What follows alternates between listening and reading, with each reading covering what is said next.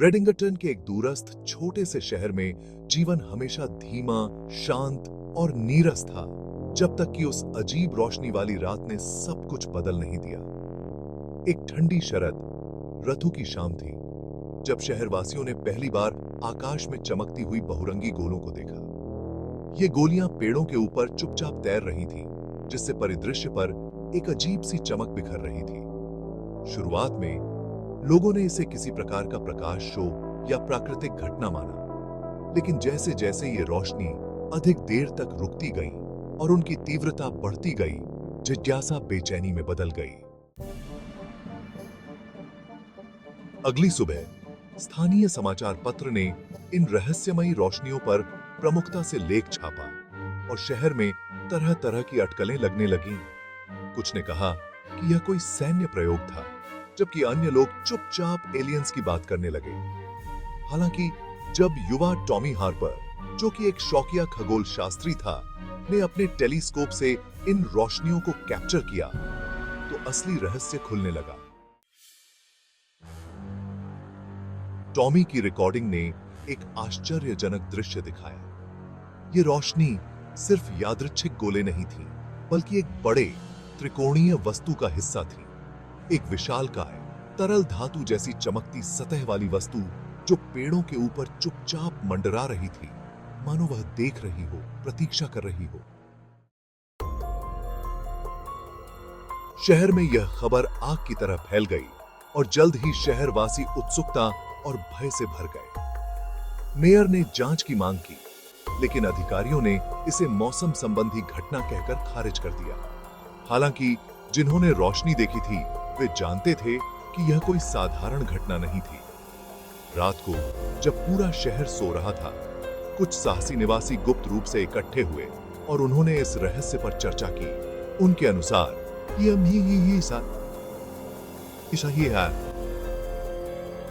यह एलियंस का आगमन था। इस समूह का नेतृत्व डॉक्टर एवलिन कार्टर कर रही थीं, जो एक सेवानिवृत्त खगोल भौतिकीविद थीं और शांत जीवन बिताने के लिए रेडिंगटन आई थीं। उन्होंने दशकों तक ब्रह्मांड में बाहरी जीवन की संभावना का अध्ययन किया था और इस त्रिकोणीय वस्तु को देखकर उनके भीतर की वैज्ञानिक जिज्ञासा फिर से जाग उठी।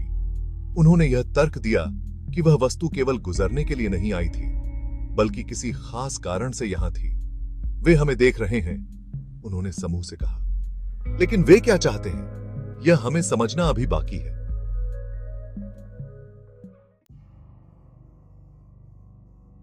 अगले कुछ हफ्तों में शहर में अजीब घटनाएं होने लगीं। जानवर असामान्य व्यवहार करने लगे, इलेक्ट्रॉनिक उपकरण खराब होने लगे और लोगों ने रात में अजीब लयबद्ध आवाजें सुनने की रिपोर्ट दी, जैसे कोई दूर से गूंज रहा हो। वह रोशनी कई बार वापस आई, हमेशा एक ही समय पर और एक ही स्थान पर। हर बार वे पहले से अधिक चमकदार और ध्यान केंद्रित होती दिखीं। डॉ कार्टर ने फैसला किया कि अब कार्रवाई का समय आ गया है।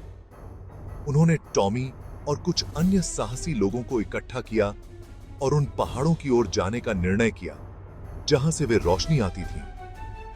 कैमरों, सेंसरों और मिश्रित भावनाओं से लैस वे लोग धुंधली रात में उस लयबद्ध गूंज का अनुसरण करते हुए निकल पड़े, जो अब उन्हें पुकारती सी लग रही थी।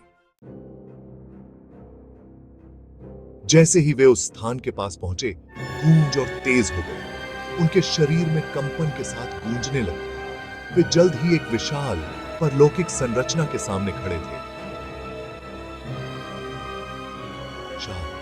काले रंग का मोनोलिथ, जो आधा धरती में धंसा हुआ था और हल्की नीली रोशनी में धड़क रहा था। त्रिकोणीय वस्तु उसके ऊपर चुपचाप मंडरा रही थी। डॉ कार्टर ने सबसे पहले आगे बढ़ने की हिम्मत दिखाई। उन्होंने मोनोलिथ पर हाथ रखा और नीली रोशनी तेज हो गई, जिससे समूह पर एक अलौकिक चमक बिखर गई। अचानक एक गहरी मधुर आवाज हवा में गूंजने लगी। यह आवाज उनके कानों में नहीं, बल्कि उनके मन में प्रतिध्वनित हो रही थी। हम द वॉचर्स हैं, उस आवाज ने कहा। हमने आपकी प्रजाति को सहस्राब्दियों से देखा है, आपके अस्तित्व की शुरुआत से लेकर आपकी सभ्यताओं की ऊंचाइयों तक। हम ब्रह्मांड के संरक्षक हैं, यह सुनिश्चित करते हुए कि जीवन अपने निर्धारित पथ का अनुसरण करता है।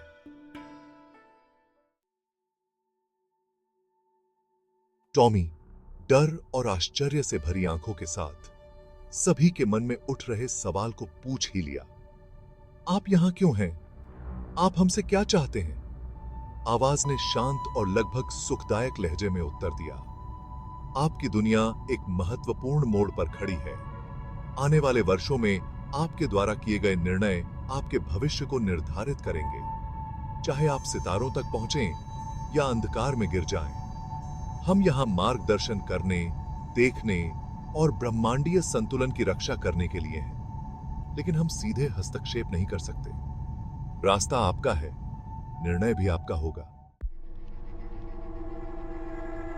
डॉ कार्टर, जो हमेशा एक वैज्ञानिक रही हैं, ने और अधिक जानने का प्रयास किया। यह जगह क्या है? आप अभी सामने क्यों आए हैं? मोनोलिथ की नीली रोशनी और तेज हो गई और आवाज ने फिर से उत्तर दिया। यह एक बीकन है, एक प्राचीन सभ्यता का अवशेष जो आपकी दुनिया में कभी बहुत पहले फली फूली थी, आपके इतिहास से भी पहले। उन्हें भी वॉचर्स ने देखा था, जैसे कि अब आपको देखा जा रहा है। उन्होंने भी महान ऊंचाइयां हासिल की, लेकिन अंततः उन्होंने एक ऐसा पथ चुना जो उनके पतन की ओर ले गया। हम अब इसलिए सामने आए हैं क्योंकि आपकी दुनिया भी एक समान भाग्य की ओर झुक रही है। लेकिन यह जान लें, निर्णय हमेशा आपका ही होगा। हम आपके हाथ को मजबूर नहीं कर सकते, केवल रास्ते को रोशन कर सकते हैं। समूह के सभी लोग स्तब्ध खड़े थे। इस रहस्योद्घाटन का भार उनके ऊपर आ गया था। मोनोलिथ की चमक धीरे धीरे कम होने लगी और त्रिकोणीय वस्तु धीरे धीरे आसमान में ऊपर उठने लगी, सितारों के बीच गायब हो गई। अब दूर जा रही आवाज ने उन्हें अंतिम संदेश दिया। हम देखेंगे, लेकिन भविष्य को आकार देने की जिम्मेदारी आपकी है। जैसे ही वे लोग शहर वापस लौटे, उनमें से हर एक के भीतर एक गहरी जिम्मेदारी का एहसास हो रहा था। उनके पास जो ज्ञान था वह एक उपहार भी था और एक बोझ भी। दुनिया हमेशा की तरह चलती रही, इस बात से अनजान कि एक बहुत बड़ा निर्णय उनके सामने है। किम के सबके की चिंता था। अगले कुछ दिनों में रोशनी फिर कभी नहीं आई और अजीब घटनाएं भी बंद हो गईं। रेडिंगटन का शहर फिर से अपने शांत रूटीन में लौट आया, लेकिन वे लोग जो उन पहाड़ों में गए थे जानते थे कि पृथ्वी पर जीवन हमेशा के लिए बदल गया था।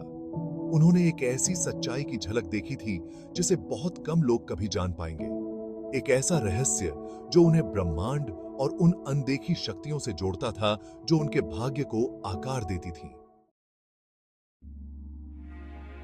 और इस तरह उन्होंने उस रहस्य को गुप्त रखा, जैसे कि वॉचर्स ने किया था, उस दिन का इंतजार करते हुए जब मानवता को अपने पथ का चयन करना होगा, उम्मीद करते हुए कि जब वह समय आएगा तो वे समझदारी से चुनेंगे।